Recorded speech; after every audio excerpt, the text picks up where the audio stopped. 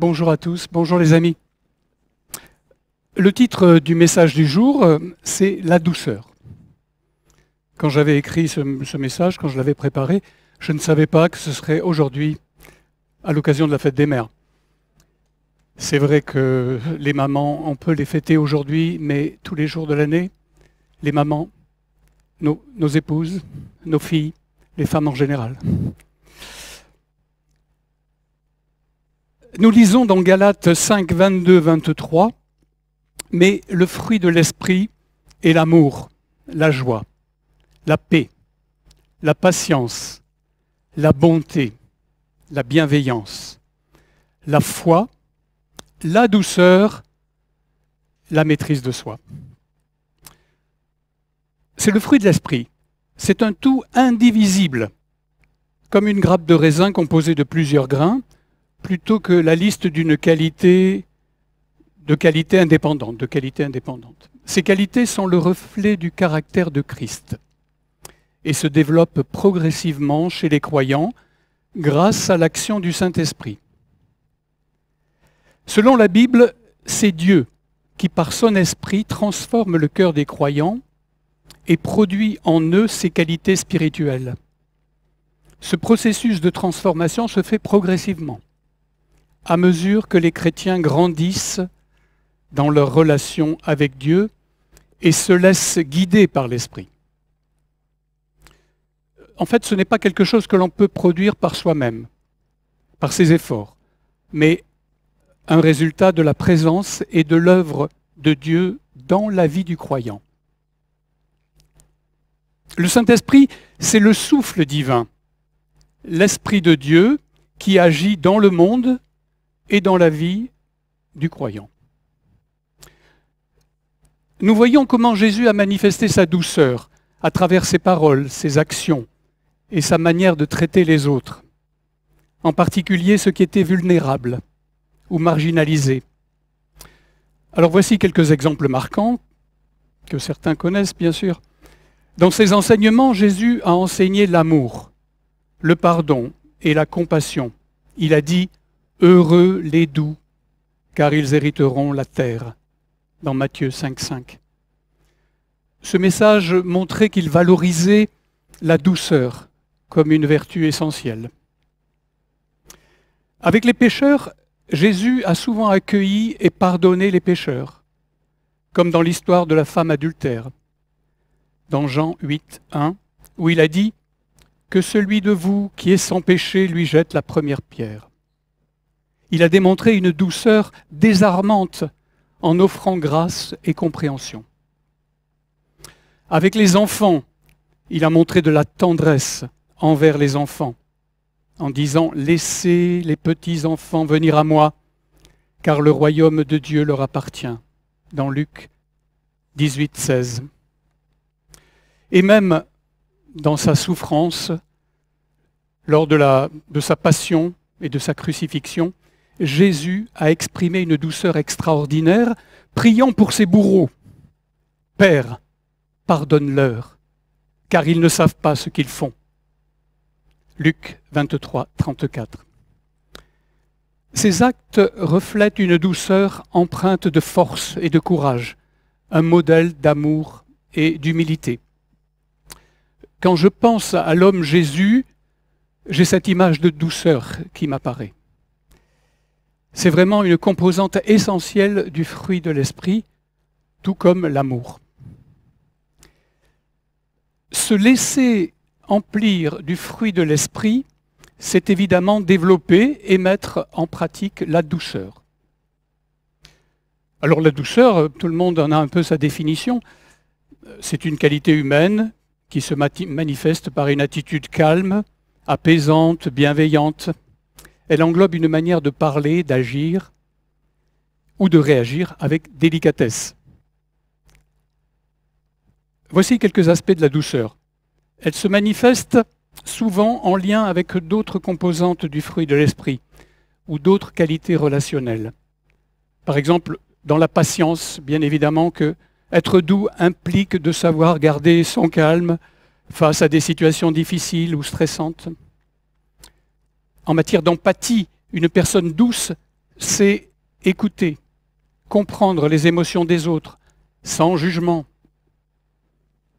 On peut l'exprimer dans la bienveillance, agir avec un désir sincère d'aider ou de réconforter, sans chercher à blesser. Et même c'est une force tranquille. La douceur n'est pas une faiblesse, mais une force maîtrisée qui choisit de répondre avec paix plutôt qu'avec agressivité. Dans la vie quotidienne, elle se trouve dans des gestes simples, elle se retrouve dans des gestes simples comme un sourire réconfortant, une parole encourageante, un acte d'altruisme. La douceur aspire, apaise, unit et inspire. Souvent, nous associons la douceur avec l'image d'une maman. Voilà, une maman qui effectivement tient son enfant dans ses bras, qui l'embrasse, lui caresse la joue. C'est vrai qu'on a tous ceux qui ont reçu la douceur d'une mère ou le sont devenus peuvent ressentir ce sentiment. Parfois, on y associe aussi la relation à un petit animal. Le sens du toucher nous permet d'appréhender la douceur. En fait, tous les sens sont mis à contribution. On parle par exemple d'une musique douce qui nous apaise, nous tranquillise. La voix d'une personne peut avoir cette résonance et nous procurer un sentiment de douceur. Nous voyons aussi des gestes qui ont cette saveur, une main bienveillante qui se tend vers nous. Pour ma part, je crois que ce qui peut éveiller et communiquer la douceur se passe beaucoup dans le regard. Il y a bien sûr le sourire, le visage, en général, qui peuvent exprimer une grande douceur. Mais vous avez sûrement tous ressenti par opposition des regards ou des visages qui reflétaient une certaine dureté. Et souvent, ils sont associés à des caractères aigris, sévères, où la douceur est absente.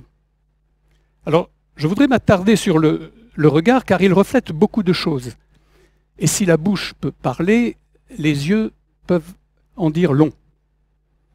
Vous savez tous combien un mauvais regard peut entraîner de conséquences terribles. Nous voyons cela chez certains jeunes ou moins jeunes qui n'ont pas toujours les mêmes codes, qui n'ont pas toujours peut-être les mots, qui manquent de repères et dans certains cas, ce regard les touche, les perturbe. Ce sont parfois des violences inacceptables qui se déroulent. Mais c'est quand même une réalité. En effet, le mal-être est présent. Quand les mots sont absents, il reste les sensations, les réactions primaires. Un regard dur, noir, empli de jugement, peut être très mal perçu et déclencher de la haine chez des êtres fragiles à fleur de peau. Alors même si cela ne se traduit pas toujours par de la violence, ce que l'on ressent face à des regards agressifs n'est pas sans impact.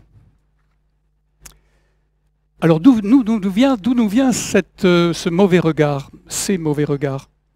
La source se situe dans le cœur des hommes. Comment regarde-t-on notre prochain? Avez-vous réfléchi à la façon dont nous regardons notre prochain? Nous avons souvent tendance à coller des étiquettes, à classer les gens dans des catégories. On ne les connaît pas, mais déjà, on les classe. En fait, c'est la machine à juger qui se met en route. Oh, celui-là, il est beau, il est élégant, il doit être important et riche. Un tel est déformé, il est gros, il est maigre. Un tel s'exprime avec une voix désagréable. Oh, tiens, une jolie femme. Mais quel pain bêche. Et celui-là, il se prend pour qui? En fait, on déclenche la machine à juger, à sous-peser, à classer. Nos perceptions des autres sont très subjectives, pleines d'a priori. Et il faut parfois beaucoup de temps pour connaître, pour apprécier et effacer ces jugements trop hâtifs. Donc, quand nous enclenchons la machine à juger, nous déclenchons en même temps un processus qui va se lire dans nos yeux, dans notre faciès. Tout le monde identifie un regard plein de dégoût et de rejet. Et vous pouvez aussi parfaitement reconnaître un regard bienveillant, qui exprime de la compassion, de l'amour, de la tendresse. Je pense que nous avons hérité cela de nos ancêtres, qui ne parlaient pas comme nous. Et en fait, ils avaient une multitude d'expressions non verbales pour partager des informations. Et ça nous est resté. Hein. Pour certains, c'est peut-être encore plus exacerbé. En fait, on transmet beaucoup de choses aux autres sans dire un mot. Alors vous savez que, pour certains, j'ai à cœur de traduire l'enseignement de Christ en actes. Trouver des pistes pour cheminer vers notre Seigneur. Nous allons tenter de laisser l'Esprit Saint agir en nous pour que la douceur s'y épanouisse. Vaste programme. Alors, une piste consiste à arrêter la machine à juger les autres. Alors, pour ceux qui ne l'ont pas déjà fait, je vous invite à poser dans un premier temps un regard neutre sur les gens que vous ne connaissez pas vraiment.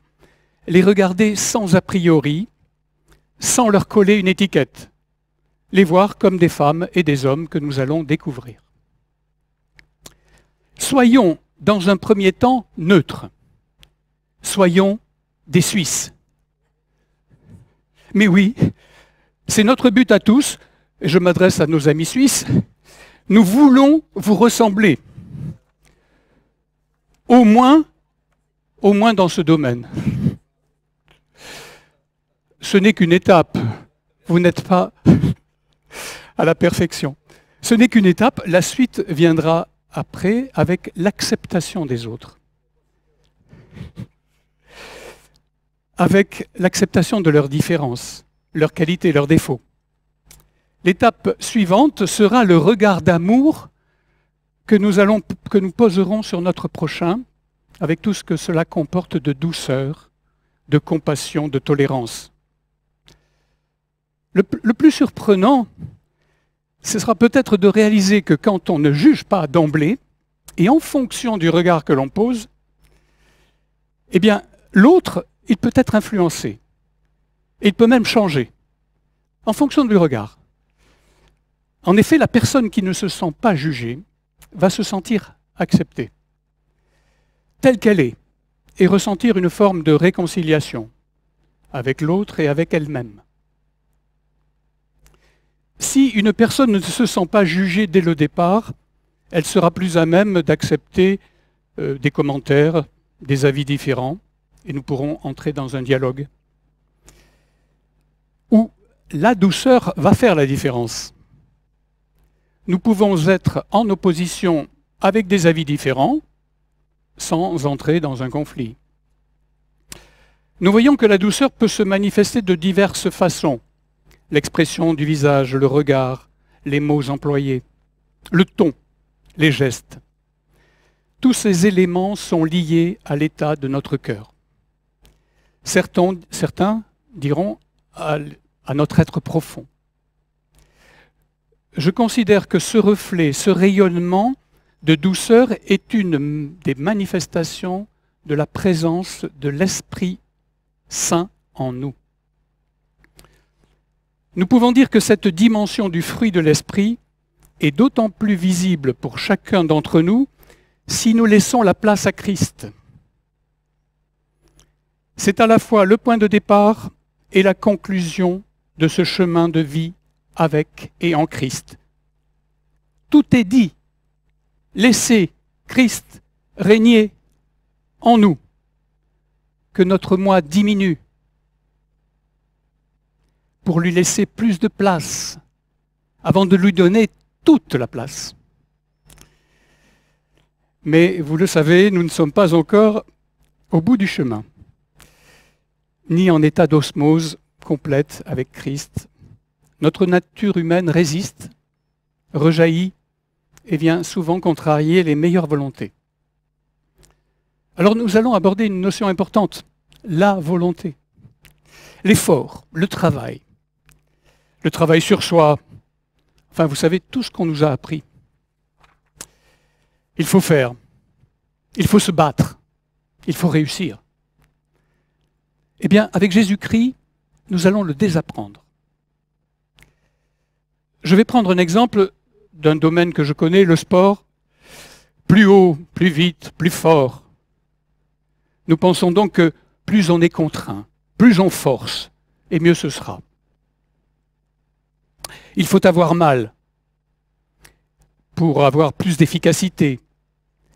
La performance recherchée n'est pas toujours là, mais on nous engage, on nous incite à donner le plus de nous-mêmes. Je me souviens d'un jour où j'ai pu réaliser, pour une fois, une assez bonne performance au saut à la perche. Ce qui m'a le plus étonné, c'était la sensation de facilité, de relâchement que j'ai ressenti durant ce saut.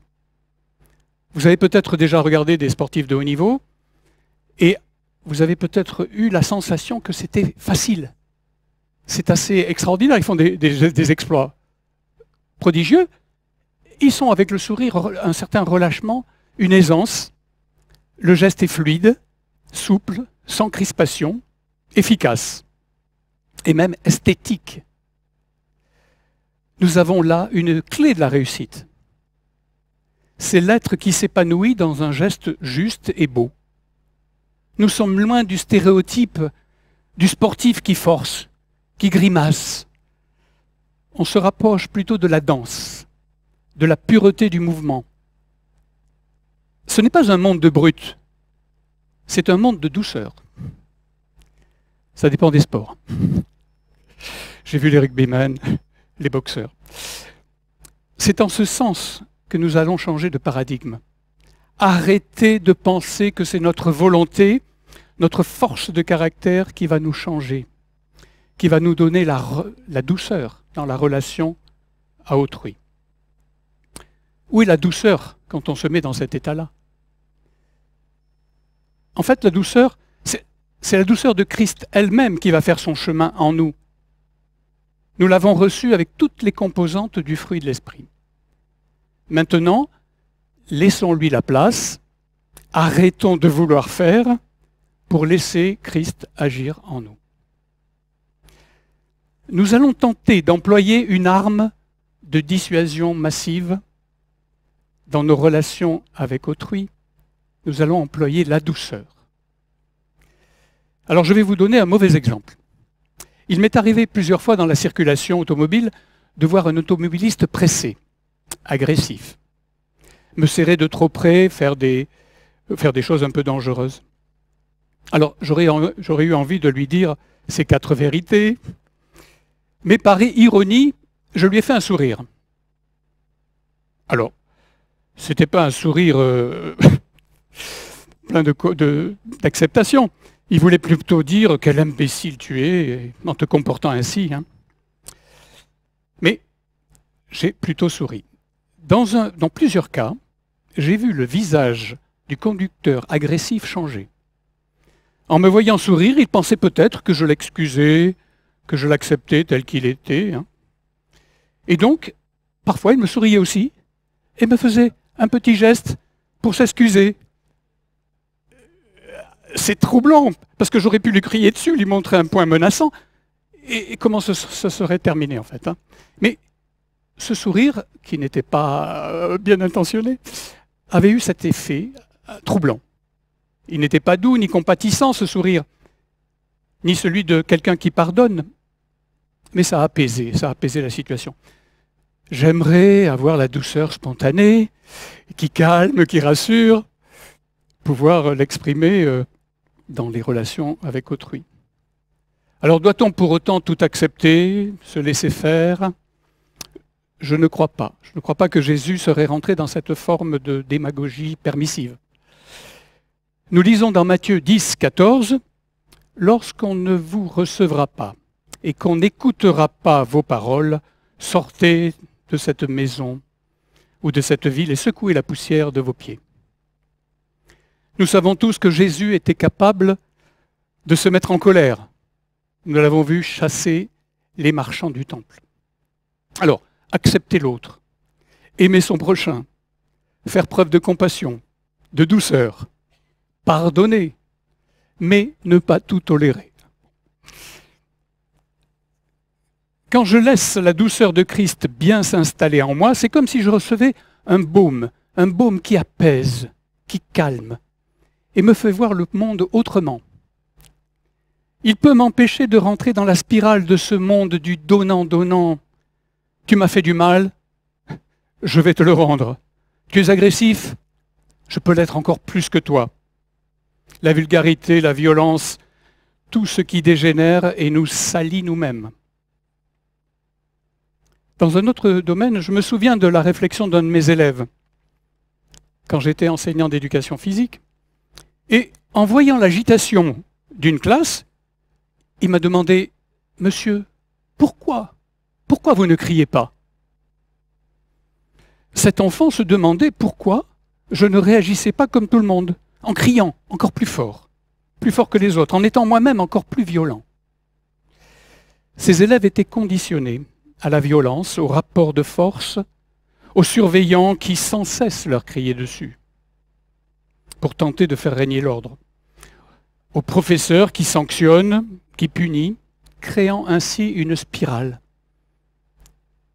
Transgression, répression, punition. Ça a eu payé, je ne sais pas, je ne l'ai pas vraiment vu moi. Où est la relation de confiance? Où est la transmission du savoir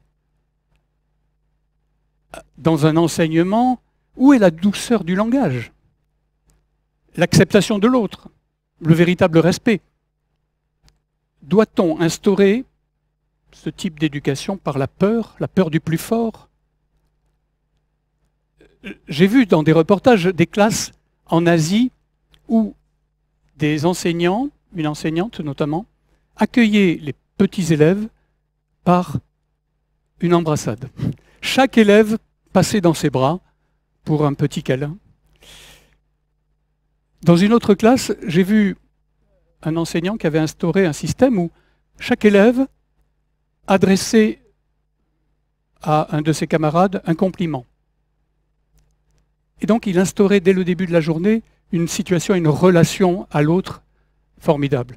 Alors quand on commence la journée comme ça, on a des chances quand même pour que ça ne dégénère pas trop, que les conflits soient bien moindres, que ce soit une situation apaisée. Une école de rêve, elle existera peut-être. Laissons agir la douceur plutôt que notre volonté de domination et de répression. Par contre, j'ai vu des établissements où j'enseignais, où le premier mot qu'entendaient les élèves en entrant dans le collège était une forme d'aboiement que proférait le surveillant pour espérer sûrement se faire respecter. Alors oui, il était difficile d'instaurer une relation non violente pour se faire entendre. Quand on est conditionné à la violence, on est désorienté par la douceur. Monsieur, pourquoi vous ne criez pas? Alors, rassurez-vous, durant toute une carrière d'enseignant, j'ai dû, moi aussi, hausser le ton. Et d'ailleurs, sur le moment, ça a plutôt bien marché. Il faut dire que mes élèves étaient surpris. Et du coup, sensibles à ce changement. La communication non violente est une forme de douceur relationnelle. C'est efficace, mais dans un monde qui ne fonctionne pas comme ça, c'est un long chemin. On est un peu à contre-courant. On refuse de se conformer au fonctionnement du monde pour se laisser guider par l'Esprit Saint, qui, lui, nous insuffle la douceur du Seigneur. La douceur, une arme de réconciliation massive dans nos relations à autrui. Je vous invite dès aujourd'hui à poser un regard de douceur sur tous ceux qui vous dérangent. Et s'il y a des exagérations, des propos blessants, voire violent, exprimez votre opposition avec douceur.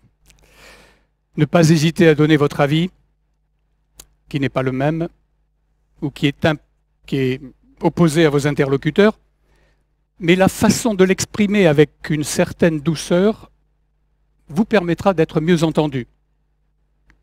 Face aux rebelles, aux violents, nous devrons nous abstenir pour ne pas rentrer dans cette spirale. Il y a un autre aspect qui me paraît très important, c'est la douceur que l'on va exprimer envers soi-même. C'est peut-être pas quelque chose qu'on a au premier abord perçu. Alors nous avons vu comment mettre en action la douceur dans notre quotidien en direction des autres. Mais cette douceur envers soi-même, c'est l'expression de l'amour pour soi-même. Et ça passe par la douceur. Il faut prendre conscience de la façon dont on se traite soi-même. Alors, on revient sur ce principe. Notre société a tendance à valoriser la rudesse. Tu seras un homme, mon fils. Tu ne dois pas pleurer. On nous enseigne à devenir performant, productif, travailleur, dur au labeur et à la douleur. Mais où est la douceur? Où est la douceur dans ce monde de compétition, de rendement? Tu gagneras ton pain à la sueur de ton front. Oui, le travail peut être dur, hein, mais doit-on en devenir esclave? Pourquoi s'impose-t-on de telles cadences? Est-ce le désir de donner des dizaines de cadeaux à nos enfants à Noël? Est-ce pour remplir nos garde-robes de vêtements à la mode ou de grandes marques? Est-ce pour changer de voiture au fil des années? Pour afficher ainsi sa réussite sociale? Est-ce pour construire une magnifique maison qui nous demandera beaucoup de travail, le travail d'une vie, pour l'avoir finie juste avant de mourir? On retrouve la même attitude dans le sport. Il faut faire plus. Au lieu de faire un footing pour le plaisir et sa santé, eh bien on va se lancer dans le semi-marathon. Et puis après, le marathon, le triathlon. Des heures, des semaines d'entraînement acharné, toujours en pensant que quand c'est dur, c'est bon, c'est plus efficace. Mais où est la douceur envers soi? Où il est le temps consacré à la méditation, à la prière, à la relation à autrui, à l'entraide? Il est où le temps consacré à nos rêves, à notre accomplissement intellectuel? Être doux avec nous-mêmes, c'est respecter son rythme en matière de sommeil, d'alimentation, d'activité intellectuelle, tout en vivant pleinement sa relation à Dieu. J'entends souvent des chefs de famille me dire « Je me sacrifie pour ma famille. Je ne pense pas à moi. » Tout cela avec une certaine fierté. Mais où est la douceur? Dans quel état retrouve-t-on les quinquagénaires qui se sont sacrifiés? Ne risque-t-on pas de les retrouver aux urgences cardiaques? Le manque de douceur envers soi-même a des conséquences terribles. À force d'attendre la retraite pour s'occuper de soi, on risque de ne jamais pouvoir le faire. L'amour pour soi-même, cette douceur pour soi, est la base d'un épanouissement personnel et non pas d'une réussite dans la vie, mais d'une vie réussie. Quand nous sommes dans le respect de notre intégrité physique, mentale, nous sommes bien disposés à nous occuper des autres et à les aimer pleinement. Alors messieurs, qu'attendent nos épouses, nos enfants, nos amis? Que nous soyons riches à millions, forts, célèbres? Ils ont surtout besoin de notre présence, de notre disponibilité, de notre amour, de notre douceur et pas d'un homme aigri, épuisé par le travail ou le sport à outrance. Alors bien évidemment, ces remarques s'adressent aussi aux femmes qui veulent de plus en plus faire comme les hommes dans tous les domaines. La réussite vous est accessible, mais de grâce, gardez votre douceur naturelle qui nous inspire tant. Ne ratons pas la cible que le Seigneur a tracée devant nous et qu'il nous indique quand on se tourne vers lui.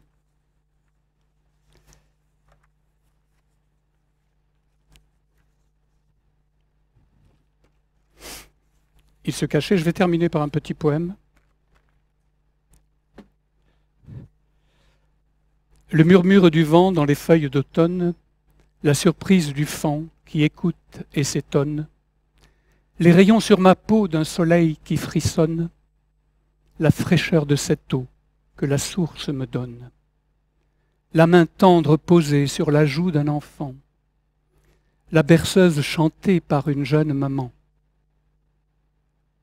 Cette douce caresse qui nous touche parfois, soulageant nos tristesses, nous redonnant la joie, vient imprégner notre âme d'une tendre douceur que diffuse la flamme de l'amour du Seigneur.